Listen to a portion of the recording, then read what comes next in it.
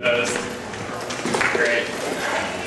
All right, so we just have a few agenda items, and obviously today we're really lucky to have President Leebron with us. He'll be talking with us for most of the meeting. But just a brief overview. To start off, I wanted Jazz to come up and talk just really briefly about the kind of new program they're working on with the director of the New Economics Initiative. It's really exciting, and I think they've put together an awesome kind of program. Yeah, so I don't know if you all know, but we have a new head of the economics department. His name is Antonio Merlot, and it is such an honor for Rice to have him. He is world-renowned, and he's essentially revolutionizing the economics department. So it's completely unprecedented, but he's going around to every single college and eating at the serveries. And what he wants to do is meet students and get a feel for the undergraduate body. And it's just, I want every single student to either know about it or take advantage of it. So please tell the people at your college, you know, I don't want anybody at Rice to feel like they missed out. So there's going to be posters everywhere in the RMC, but it's essentially your job to tell people. So, yeah. Please look, you know, it'll be going on for about the next month. So, yeah, thank you.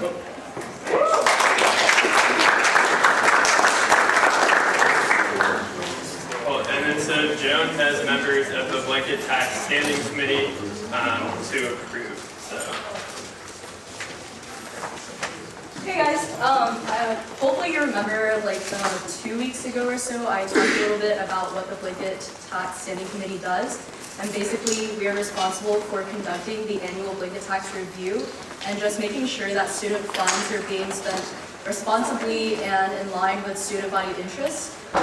So now I would like to have an official approval of the Blanket Tax Standing Committee. These are all people who applied and have offered to dedicate their time and energy to this annual review process. So these are the members. And I know 2 of you guys are here. Would you stand up or raise your hands or something? Yay. So is there a motion to approve these minutes, or these members? Motion. Second. All those in favor? All those opposed? Great. Was there a question? Are we good? Cool. All right. So I'm pretty much done talking now. So we have the great honor of having President Leebron with us today, and he'll be kind of talking through the state of Rice University as far as it concerns the undergraduates, but really we wanted to take this as an opportunity to have a discussion, and if you have questions, feel free to ask them at an appropriate time.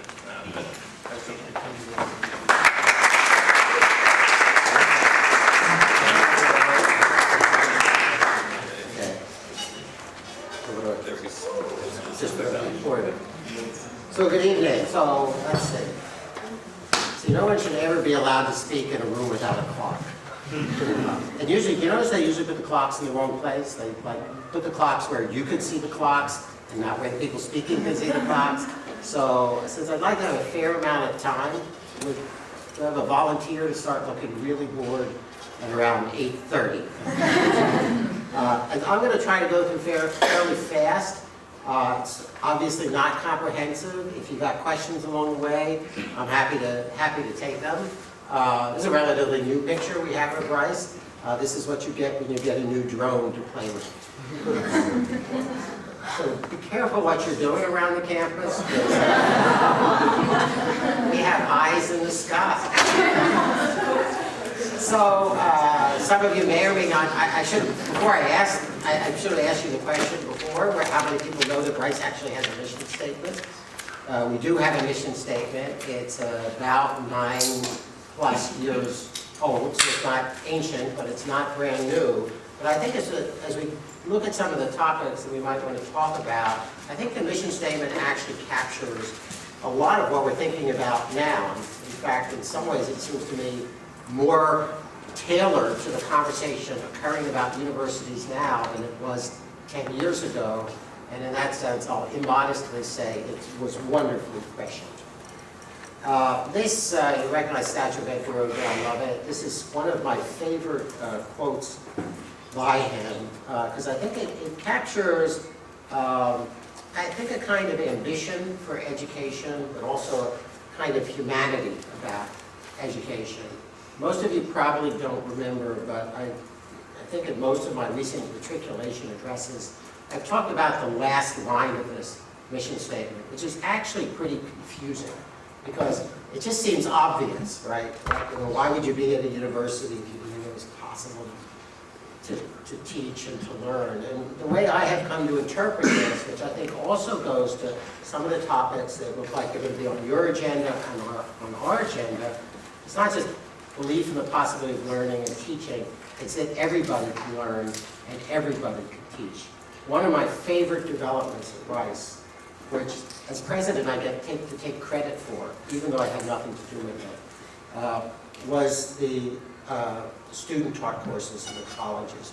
To me, that's an example of quintessential Rice. It's something brand new, didn't exist before, but I can't think of many things that represent the philosophy of this university much more than that, a kind of empowerment of students, a trust of students, and the belief that I think Lovett had that everybody can learn and everybody can teach. So I wanted to at least mention some of the sort of hot-button issues in higher education. I've been in this business long enough that I start rounding down when I think of whatever the number of years is. I don't think there's been a period of such kind of turmoil, in some sense, in higher education as there is today. I think it's certainly the most sort of dynamic period in both good and bad senses in the last half century, which is older than most of you. And here's the list, and some of this we'll talk about a little bit. Technological evolution. I've been through periods, I was at Columbia when Columbia launched a new sort of digital ed site. It was called Fathom.com. This is probably now 15 years ago or something like that. If you go to www.fathom.com today, what you'll find is sort of one line that says, this used to be Fathom.com, it is no more. Right? So I've sort of been through the iteration which ended up in nothing happening. That is not what's going on now, for a bunch of reasons we could go into. The changing value proposition, what it is they do and others are looking for from higher ed, I'll come back to that. Access and affordability, a big issue in higher education, and an issue on which Rice, I'm proud to say, does extremely well. I'll come back to that in a second too. Financial sustainability, particularly for research funding as the federal government cuts back. Sexual assault and campus climate, which I'll come back to in a minute. A lot of discussion around athletics and whether athletes should be paid and changing rules around athletics, which are going to be very challenging, apparently, for Rice in a kind of new competitive environment, and rankings, which I'll also come back to. So I wanted to spend a minute, I'm not going to go over it, but I think this is very important. It's important for folks to know that this is something that we're all behind, the administration, the students. I think one thing I am proud of here is the way I think this has been a good area in which students and administration have worked together. I want to thank the Houston Area Women's Center. They played a big role in helping us develop our thinking in this area. It's something we all have to take seriously, and we all have to bring a kind of Rice philosophy to it, which is this culture of care. This succeeds only because we're looking out for each other, and that has to be constant and vigilant. So this is my least favorite subject of just about any. And a little, disappointment this year that Rice dropped a notch in U.S. News. And I kind of want to say really two things about that. Kind of, yes, we pay attention to it and think about things we can do, but no, we're not going to do those things that violate our fundamental commitments. And that includes commitments to access to our education. Chicago made a big announcement today, some of you may have read about how it's going to support sort of, poor students, more diverse students. Well, why did they do that? I'm sure they had a good reason, but I don't know how many of you saw recently the New York Times ranking. Where is it? I thought I had this here. Number 11 among most economically diverse. That's actually not what the ranking was. The ranking was a ranking of accessibility for middle class and lower income families. And on that list, Rice was 11th on the list, and among sort of national research universities, we were, I think, about 5th on that list of universities. Chicago was 55th on that list, not compared to the 5th, compared to the 11th just to be clear. So we've got a long-standing commitment, shows up in value rankings, for example, the diversity of the student body, interactions among students from different backgrounds. Those are core commitments of the university. There's so many rankings, 2 more came out today, an international ranking came out, in which we actually compared to some of the schools that rank close to us in U.S. News, Times Higher Education, and where over the last decade or 8 years we've gone from around 150th to the one today was 69 in that ranking. So U.S. News is one, we pay attention to it, but we also think the Princeton Review, I think it's nice to be in the position to be disappointed that we're number 6 in student happiness in the country. Still number 2 in overall quality of life. We want to understand if there are reasons. Our aspiration is to be number 1 in student happiness. My own view is a big factor in that. A lot of things factor into that. Colleges factor into it, food factors into it. I actually think the biggest thing that factors into it is your sense of involvement and investment in the future of the university, the very thing we're talking about. I think that one of the reasons the colleges are actually so important is that sense of control over your environment. And I think that's a big reason Rice does well. I want to say, we want to know what it is that we can do to move from 6 to 1. Right? When it was 1, I said, you know, the only problem with this is there's only one way to go. We went slightly in that direction. It may just be statistical, but if there are things that you think of that make you happier, that don't begin with the word P, please let us know. Parking. And so you see some of these, you know, on the economic diversity, number 3 on best value. It's quite astonishing that among all the research, national sort of ranked research universities, the AAU, the 60 top universities, public and private, Rice is the only one of those 60 universities in the top 10 of the interaction of students from different socioeconomic, ethnic, racial backgrounds. So that, again, gives you a sense of the range of rankings. This I'm not going to spend too much time for. We're sort of have articulated a framework for our priorities, strategic academic priorities, strategic school investments. What's an example of a strategic school investment? Well, you just heard about one, which was the investment in the economics department. That was a substantial investment. We took a department that really needed some renewal. We recruited an extraordinary chair who immediately brought with him 4 additional extraordinary faculty members and has more or less another roughly 4 or 5 to hire. So we're going to make economics a kind of top department. Psychology is another example. We got a new chair of psychology, similar situation, making investments across the university. At the same time, on the bottom, administrative effectiveness and efficiency, and I want to sort of thank all you guys for the Princeton Review and some other things. You actually great administration effectiveness, relatively high at this university. That's an area where we have to save money, for example, in order to apply it to different things.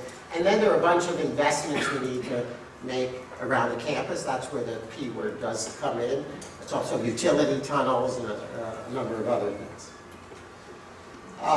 If I take one of those, that is the strategic academic initiatives, that kind of breaks down this way.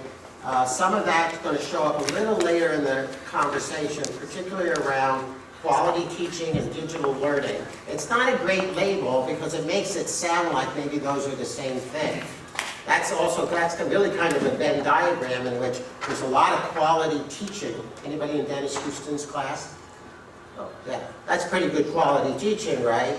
I doubt he uses a lot of electronics in that class. Does he know how to use electronics? You think so? Okay. And then, you know, the other folks are going to incorporate that in the class. This year, for the first time, we made a course available online that Rice students could complete essentially as summer school, and that gives them an opportunity to really take some additional control over their educational pace and achievement. So those are examples. I'm not going to go into further detail, but happy to come back to it. I do want to talk a little bit specifically about education, but certainly from your perspective, that's the most important thing that we do here. And I think this is changing pretty dramatically.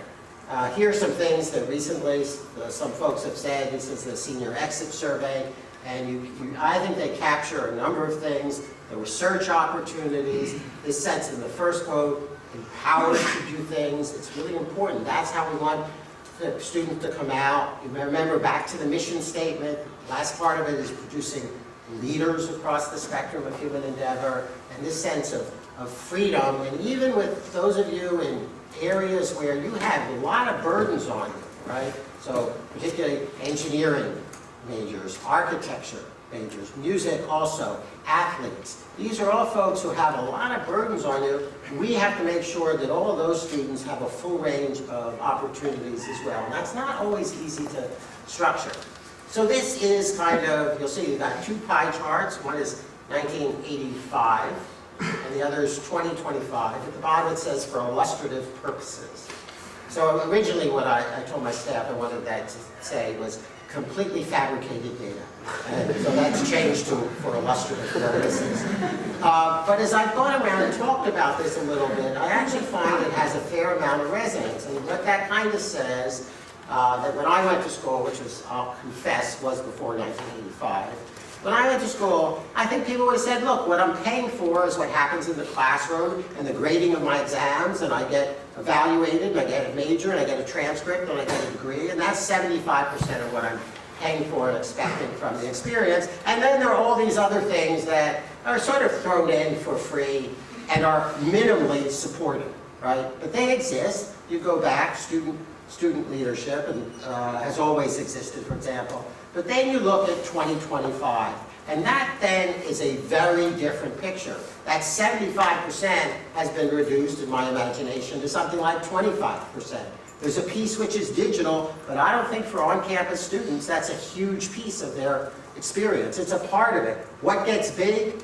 Research opportunities gets big, mentoring gets big, entrepreneurial opportunities gets big, leadership gets big. And that's kind of how we think about what the future Rice education. The good news is that few universities should be as well positioned to execute on that vision as we are, right? And we have a couple, we're positioned to draw on two very important sources of relatively cheap labor. First, all of you, and second, our alumni. Right? There's a big advantage to being in a big city where a significant number of your alumni are employed in a whole range of interesting jobs. And that's going to be one of our priorities over the kind of intermediate period, is how do we make sure we have the best system for connecting students to alumni? And we probably don't have that now, but that's something we want to have. Here's another way, I think, to look at it. So this is what's called, you all know what a Venn diagram is? If you don't know what it is, it's a term you need. This is a Venn diagram, right? So on the left, you have these three intersecting, the three missions of the university. I might choose a different label than service. It's complicated. There's a lot of sort of service, social engagement, a lot of different things. But you have education, research, service, or service/leadership. And I think in the sort of older system, yes, these had overlaps, but the overlaps were relatively small, right? Now, at least in my imagination, what's happening as you move toward the right, these things are becoming much more the same thing, right? That education and research are really so closely intertwined, it's integral to your experience. The leadership experiences you can have on campus, they're becoming more intertwined. Now, how do you intertwine them more? One is you have to have, for example, courses, right? So a decade ago, I'm not sure there was a single course, at least outside the Jones School at Rice, that had leadership in the title. There was certainly no office at Rice that had anything to do with leadership or leadership in the title. And so we need to take the experiences you can have and give them a formal and educational framework as well. And one way to sort of think about where education is going. This is a boiling down of what the Student Association has said some of its priorities are. I apologize if we abbreviated that in any way that's misleading. And I wanted to put that up here because I think really what we're seeing is that the way we in the administration, the faculty are thinking about this, and the way the students are thinking about this are actually coming together. This is a real opportunity for us, like others we've had in the past. And I think this is one of the things that's distinguished Rice and distinguished Rice students. When Rice students want to affect change, the way they I think mostly do it, is sit down and participate in the change and work with the people at the university to make sure we execute on that change. We kind of looked over this and said, yeah, that's a lot of stuff that we should be thinking about. And so we look forward to working with the Senate, working with the leadership, I'm sorry, the Student Association, working with the SA, and figuring out how we can make some of these things happen. What are the concrete things we can do? How do we prioritize them? What's financially feasible? What we should be trying to raise money for? We're working on, for example, what we hope will be a transformative gift in the area of leadership in terms of both undergraduates and we hope graduate students as well. I think there's some areas actually which we affected great change and doing very well. This is on sort of the Job Expo, career services, and this is fairly dramatic change. It's not to say career services is an area where actually I have yet to encounter a university where people are not, in some measure, unhappy about their career services. I have a theory. But I think what you see here is huge, dramatic increases in terms of people interviewing on campus, opportunity for students, student up 169%. This year we don't have the complete numbers, so it's really in three years basically, this huge increase in the Job Expo, big increase in student participation as well. A similar story in research, this is from the Rice Undergraduate Research Symposium, and that symposium, which started out kind of narrowly with natural science and engineering, now spans all endeavors at the school and really enormous student participation in it. These are just some areas where it sort of manifests the commitment to teaching excellence. We do pay attention to student satisfaction. We have had problems with class size. A lot of folks kind of blame that on the expansion of the student body. It actually has relatively little, as the student body grew by 30% before you all got here. But we have classes which have grown by 200%. Why is that? We're not sure. You have an economic crisis, everybody wants to study economics. You put a bunch of social sciences on the MCATs, all of a sudden you have all these people who want to be doctors studying the social sciences. And so those are some of the things that have happened that have led to very large increases in some courses, and we're putting more resources, teaching resources, in order to reduce class size in those areas. New kinds of classrooms, new Center for Teaching Excellence, program in writing and communication, really one of the first major additions to curriculum in a number of years, and then increasingly looking for ways, and this came up before the Faculty Senate today again, in engineering leadership, how do we recognize all these new things that students are doing, and they want it reflected in some way in the historical record when they get out. So you'll hear more about things like distinction in research when graduating, and certificates, and things like that. And then outside the classroom, the huge importance of student organizations. Now, and some of those we're supporting more than we used to, because we see them as kind of central to the educational process. That's not, please, don't deluge my office with requests for money, to deluge the folks with the blanket fund for requests for money. The Duran Conference is a conference taking place shortly, in a couple weeks, on the whole future of sort of university education. So how are we doing? So the good news here is in every area, over the last few years, we had an increase in teaching evaluations.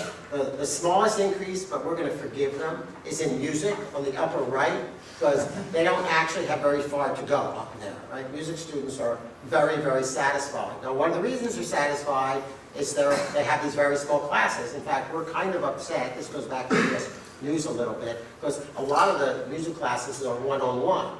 Well, it turns out you don't get to count those in figuring out your number of classes under 20. Classes of 1 don't count for US News report. But you'll see, and then I think in some areas, particularly where the class sizes have gotten too large, you see less satisfaction. So in every area we're improving, but in some areas we have a fair amount to go. So I'm going to conclude, I think more or less conclude, with, it's time for some of you to start with the board, with a few things, just statistics about the university. One, what's our student body look like? And I thought it might be useful, some of you may have seen before. Our student body has actually undergone a pretty substantial transformation over the last decade.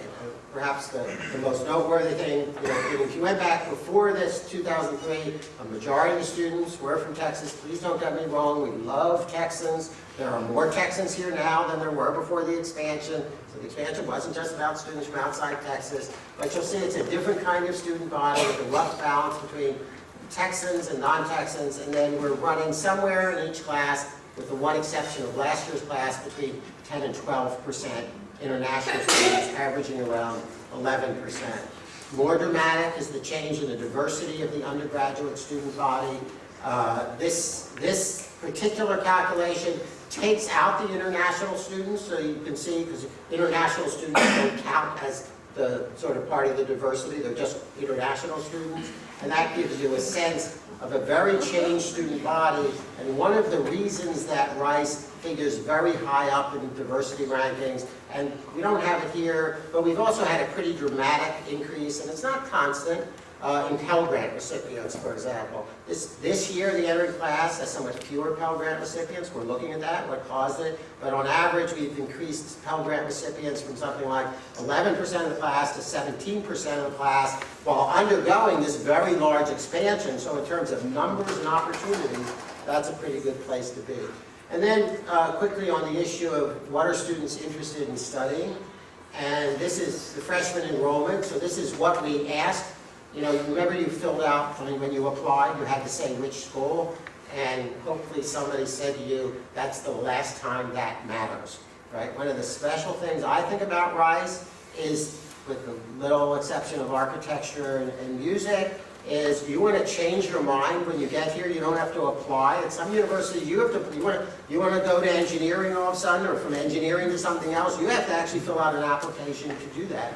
You don't have to do that at Rice. I think it's one of the things that's very important to how we work. But you'll see, and these more or less mirror applications. There is nationwide a huge decline in people who say they're interested in studying the humanities. And you'll see how these things have begun to break apart. We're living in the midst of an engineering boom, right? Engineering is hot. And when I went to school, engineering was boring.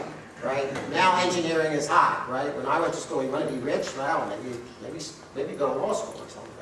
Didn't work out for me, but but now engineering has an upside in the popular imagination that it actually didn't have 20 or 30 years ago, and so that's affecting the enrollment. On the other hand, when you look at what people actually major in, a quarter of you, I think it's a quarter of you, double or triple or quadruple or quintuple or whatever it is, major. That begins to even out. I wouldn't make anything of one-year changes, so humanities was a little bit down last year, but you'll see things bounce around a fair amount. I think you'll see that the biggest increase is in engineering. Part of that was a conscious decision by the school under the prior dean to expand the number of engineers. So they went to the admissions office and said, let's have more engineers. And the admissions office said, fine, you want more engineers? We'll find more engineers. And then the new dean comes in and says, this is creating some problems for us. And we started reducing the number of engineers in the class. So this year, entering class has fewer engineers in it than last year's entering class. This is really, I think, to give you a mix. Wait, let me skip over one. Oh yeah, we took out a slide, sorry. This is the mix of undergraduate and graduate. This is wrong. They didn't change the title. It's not non-medical school peers. Some don't have medical schools, some do, so that label is wrong. But you'll see we're 60% undergraduate, but my guess is if you took a survey of Rice alumni and said, what percent undergraduate is Rice? They would imagine that it's 80%. Undergraduate, right? We're a full-fledged but small research university. It's very important that we keep that in mind. And as you'll see in this group, roughly of peers, we're kind of somewhere in the middle of that group. What I find talking to undergraduates is they recognize that graduate students are also a critical part of our success and reputation. Briefly, capital projects, a bunch of things have been completed.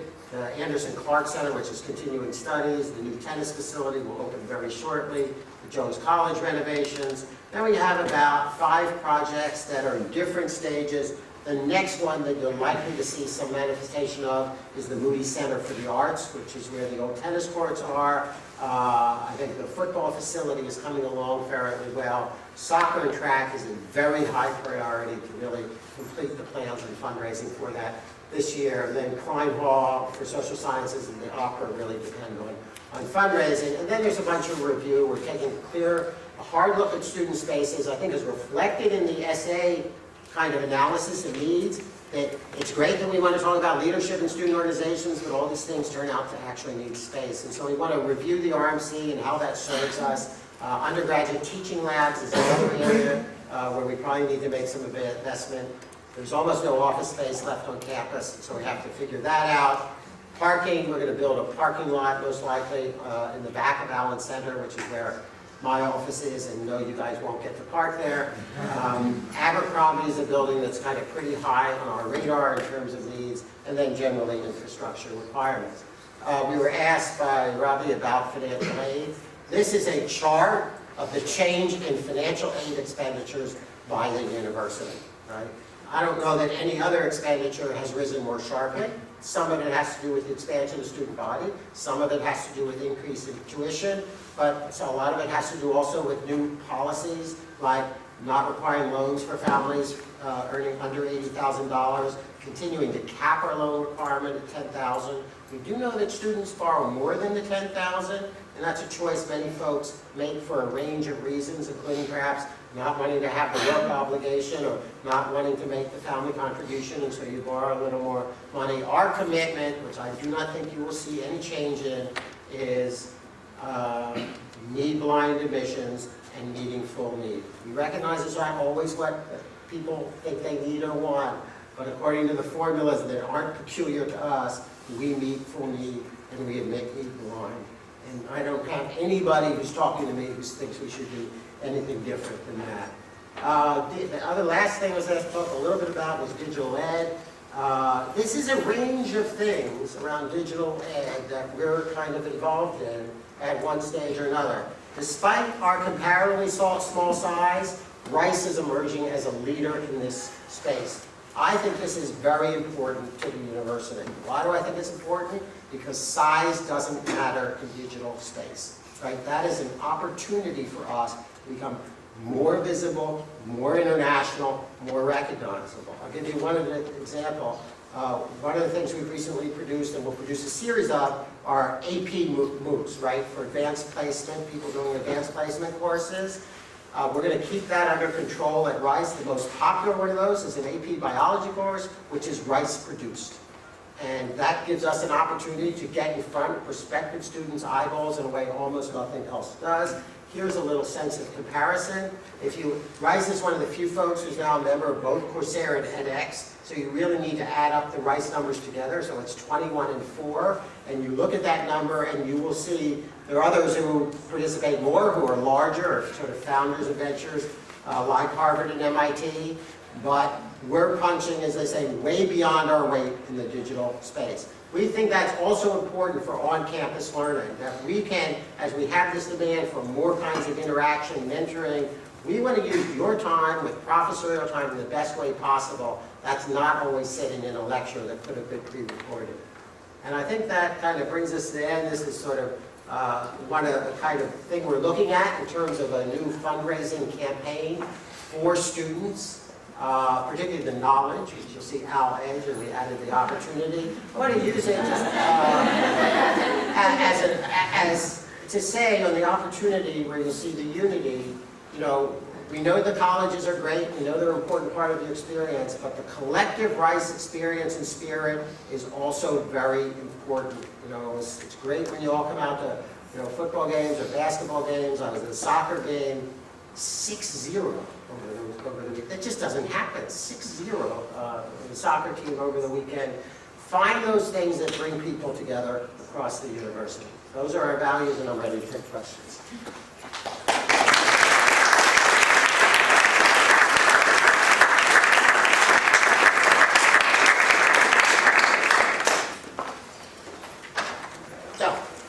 So just thinking back to those four, there was the kind of spreadsheet you had with the four sort of like goals in terms of next, it was a ways back.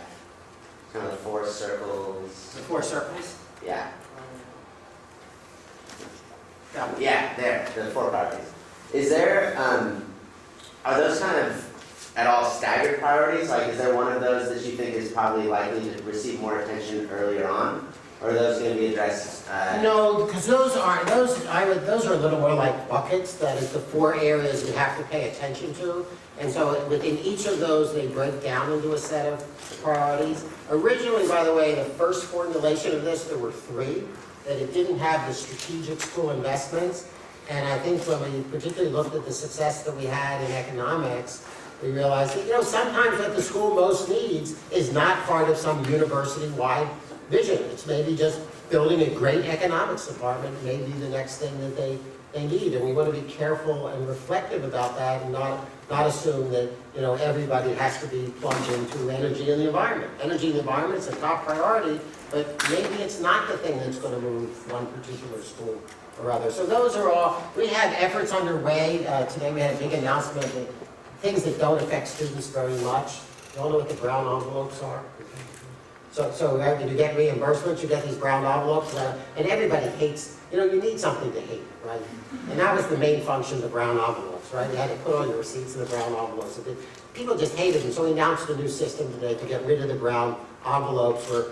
We're kind of, I'm not sure we're moving into the sort of 21st century, but at least the late 20th century on this.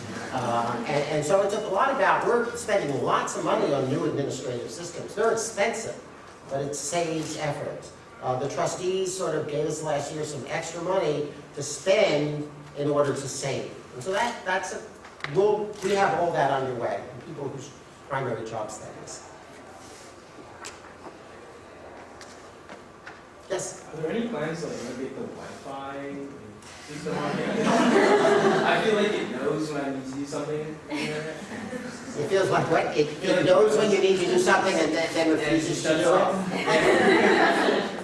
love myself. When I lived in the Northeast, I had a theory of Northeastern weather, which I called the sadist theory of Northeastern weather, which was in the spring. Some of you from the Northeast, So in the spring, right, it'll start getting warm. You'll start thinking, oh, it's over, it's nice, it's spring. They're just softening you up, right, for the last blizzard that comes in to freeze you, and they want to make sure you're really miserable when that hits. So it sounds like a version of that. I don't know the answer to that. I'll look into that to find out more. We are in a search for a new position at the university, which is the Chief Information Officer, which we haven't had. IT has been divided in various ways across the university, and I think sometimes that's hampered our effectiveness. But I'll go home tonight and send some folks about an email about Wi-Fi. Yes? So there was an article in the Fresher 2 weeks ago about like a 4+1 program for a master's in accounting for our students, which I just think is awesome. How does the business school interact with the undergraduates moving into the future? Are there plans to develop that interaction? I hope we'll develop it. I was telling someone earlier that one of the things I'm actually proud of is having instituted the business minor. I think that's really been a great addition. I think it's made us more competitive as a university. And I think Rice thinks more flexibly about what fits in an undergraduate education. And so that, to my knowledge, that's been very successful. It is expensive for a variety of reasons. And because, unlike other parts of the university, the business school financially is sort of on its own. And so when we take business school resources and use them for undergraduates, we actually have to pay money, which in theory comes out of your tuition or the endowment, to the business school in order to achieve that. And so the more students we have, the more money at some level we have to pay them. And so we have to look at sort of how we can afford that. But I think we want to probably look at more of that. I think as we look at, one of the things we are kind of trying to do is do this whole area of sort of entrepreneurialism and what that means and how do we support it. That's an area where we definitely want to engage the Jones School. I think in the area of leadership, the Jones School will have some engagement of that, but there are lots of other pieces to that as well. So I don't know, I hope that will be an example. When that happened, I actually thought of it, and I hate to confess that sometimes I sit in my office and think about things from a marketing point of view. But what did that mean for Rice, right? because also along with the changes, some changes in the Baker Institute, it meant that every part of Rice was to some extent engaged in undergraduate education. Right? So how many universities can actually make that claim to a prospective student? When we were in the past negotiating for the possible merger with Baylor, one of the things on that list, our list, was some engagement in undergraduate education, because we think that kind of total commitment to the university, not to diminish, again, the commitment to graduate education, but in a lot of universities, you've got parts of the university that are solely about graduate education. And I think that's important. It's also a reason that I think it's important for the SA and the GSA and the undergrads and the grad students to find things to do together. When we had dinner with the leadership and the college leadership, we were pleased to hear, especially from the graduate students, how enthusiastic they were about the sense of community at Rice. So they value a lot of the same things that the undergrads value. But I hope that, and the Baker Institute, right? So 10 years ago, the Baker Institute had very little, if any, involvement in undergraduate education. Now, for a lot of students, when they leave here, the Baker Institute is going to be one of the most significant things they were involved in. And I think we have to figure out how to expand those opportunities and opportunities like them. Yes? On that note, is there a plan to expand graduate school programs like a medical school or law school? Is there a plan to say, well, there's not what I would call a plan. I would say we're always kind of looking at opportunities. We explored the Baylor opportunity very intensively. That didn't work out for a number of reasons. At the time, I would say mostly financial. I would in particular be enthusiastic about having a law school. It's not a cheap proposition, it turns out. I think for Rice, we could have a law school that was kind of very distinctive and very integrated into the endeavors around the campus. But, if you said, if I have the choice between, say, doing what we did for economics for 5 more departments and starting a law school right now, I would choose doing what we did for economics with 5 more departments. And taking what we have and making it really as good as it can be. And some of it, we have a really good faculty, and I hate to go back to rankings with another international, I think I mentioned that, the international one that came out today really, it's gone up steadily. And part of the reason we're rated so high in that ranking is they really take into account some aspects of size, for example. So they look at citations per faculty member, things like that. And our faculty is pretty spectacular. But, it's not entirely even, and so that would be my first choice. So we continue to look for opportunities, I would say, but we're not going to my view is, I don't think we're likely to say, let's kind of starve the rest of the university in order to do that. We want to be cautious about it. And one of the things with the medical school is we want to be cautious about the financial risks, for example. I ran a law school for 8 years. Dean of a law school really messes up, it's a few $1 million, right? The med school people really mess up, as they did in the past, I'll say, at law school, medical school in the Northeast, it's easily $100 million. So you don't want to do that unless you really are confident that you can do it. So Rice has a history of adding things, and I think we would like to continue that history, and we'll look at various things. I think what we're doing with the arts, although we sort of thought about trying to do a sort of separate school of the arts and sort of didn't quite have the opportunity to do that. But I think building the Moody Center, putting some more resources into even campus art, kind of integrated your vision of what the arts might be at Rice, that's a kind of moving Rice to a much stronger commitment in the arts and adding to the strengths we already have in music and architecture. I think adding some in visual arts, and I hope eventually in film and theater. I think theater is a very important part of a potential undergraduate education, not necessarily something everybody does, but theater is a great thing to do as part of your education and kind of thinking about how you present yourself to others, for example. Yes? How has being a parent of a prospective student colored the way that you are leaving university after this year? That's so I spent part of the summer taking my son. I tell me I can't believe I've been here 10 years, except when I look at my children, and they provide some now that my son is like up here and has these very large muscles. You know, as I went around, we visited, I think, 7 schools in the Northeast, a pretty wide range, urban, suburban, and, you know, and my son has really been imprinted by Rice, I would say. And so they reinforced, for me, the advantages that we have. And to me, I've always thought of us as sitting at 2 intersections that we really have to exploit. One is the intersection between, like one might think is a sort of liberal arts college, it's small, it's intimate, undergraduate focus, and being a great research university. And a lot of places you visit, you know, are just one or the two. A famous leader of the University of California system said, you know, the problem is schools aspire to be either Swarthmore or Berkeley. Right? At Rice, we aspire to be both of those, and combine them in the most perfect way we can. The challenge is to make sure we exploit that, right? Sometimes I worry, sometimes we like to pretend to be big. Well, how do you pretend to be big?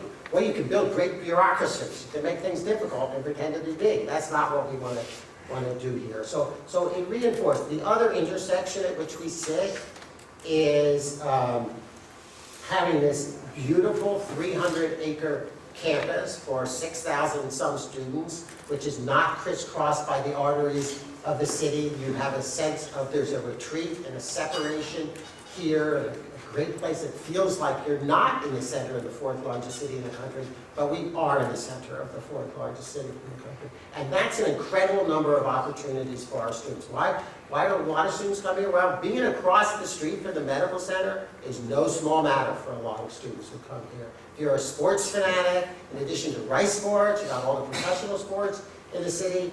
One end of the campus is the museum district, other end the Texas Medical Center. We have to have that opportunity kind of running on all cylinders. The other thing that I think is really important didn't just come from that, but being on those campuses, and then also say visiting with the football team going to Notre Dame, right? And Notre Dame was a great experience, and they couldn't have been nicer and more welcoming. My wife and I were sort of wandering through. There was a rainstorm, and we sort of went into their sort of the performing arts center, and we were sort of wandering around, and this sort of woman came up to us and just said, "Can I help you?" And we sort of said, "Well, we're waiting for the rain." She said, "Well, can I give you a tour?" Right? And so we had a tour of the facility, which was great, because we're thinking about some of those facilities in the new Moody Center. And I tell you that story, and I'm happy to compliment other universities, because I do think one of the things that has distinguished us is, you know, I referred before to the culture of care, but also the way we welcome people onto this campus. Every time you go out of your way, you would be surprised how people will remember that, right? If you walk up to somebody who looks like they need directions, instead of waiting for them to ask you, you have just made their day in a way that you might not understand.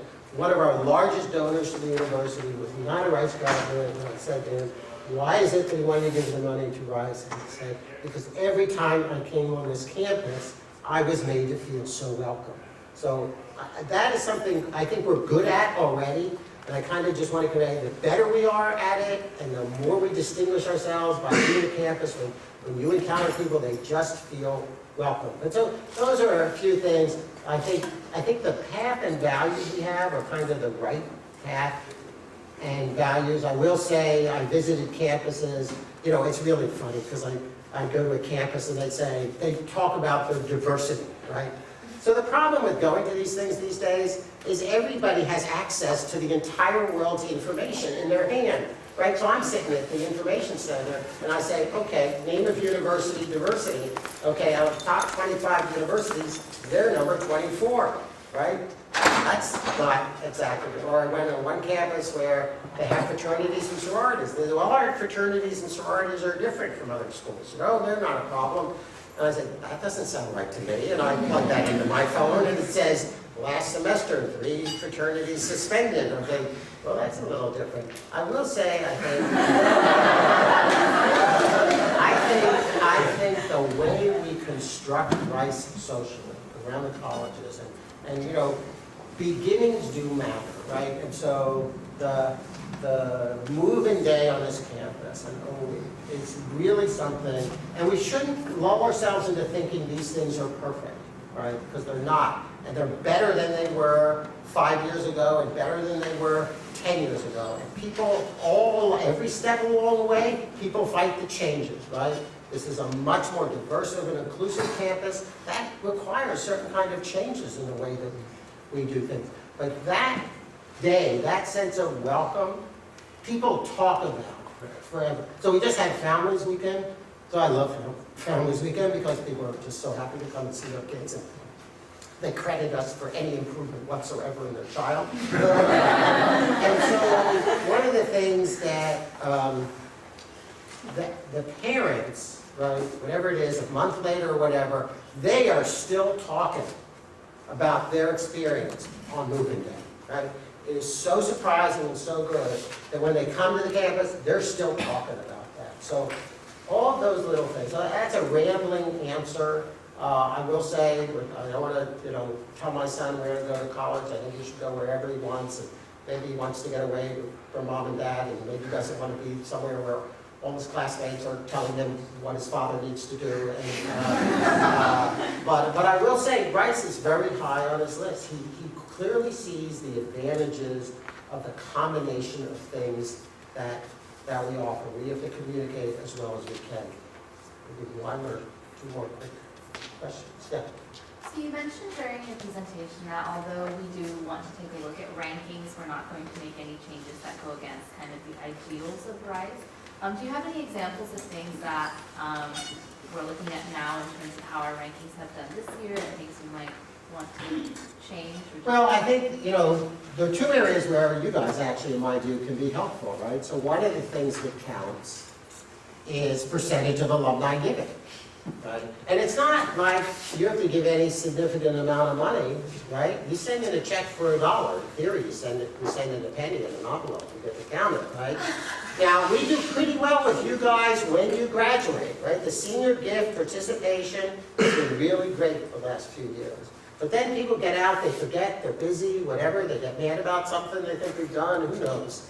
That's a big thing. When you guys graduate, if you keep on giving and you call up all your classmates and say, have you made your gift to Rice this year, right? And you drive our participation up to, say 40-some% instead of around 30 where it is now, that will make some difference. And we're undertaking efforts to do that, but you also can help. Another area is the way U.S. News works. It's a big difference whether the graduation rate is 91% or 93%, or 90% or 92%. And we want to help with that. If you know people that you think we can help in some way, who are struggling to get out, who might not get out of here in 6 years, we want to help. You can help. You can sort of pay attention to folks, help them find the support, build their support. That's a big thing, and we ought to be better at that than everybody else. We're pretty good, right? Having around 90% graduation rate in 6 years is pretty good, but it's a big difference the way U.S. News calculates it between 90 and 93%. Small classes is another area where, again, we've put more resources this year into reducing the size of some of those classes that have grown very, very rapidly. So those are kind of three of the things. We also are putting a little more money into communicating about the university and trying to sort of get the word out. I think something like the economics investment, we really want to get the word out that we have a great faculty, we build a great faculty. There are certain ways in which some of these things are a little biased between, East Coast, West Coast, and we want to try to overcome some of that, and so we have to always talk louder. Again, you guys can help, right? Go home, raise your Rice paraphernalia at home, and tell people what a great experience you have. I think one thing that is going to help us, has helped us down in the long run, is the application numbers, right? So tell everybody how great it is, tell them they ought to apply.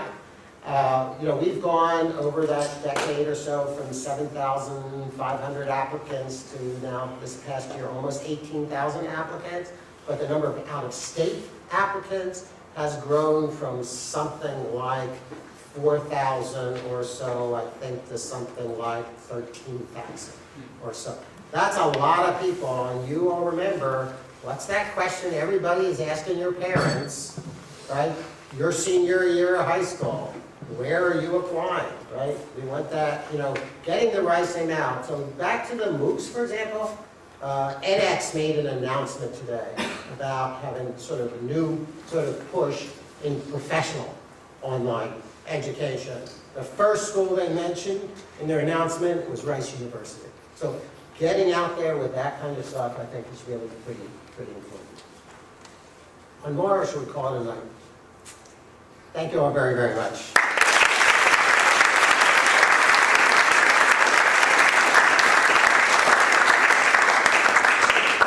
So thanks again to President Leebron for a great kind of presentation and discussion. If there's not any other announcements, I think we are good to end the meeting. So is there a motion to adjourn? Motion. Second. Great. See you guys next week.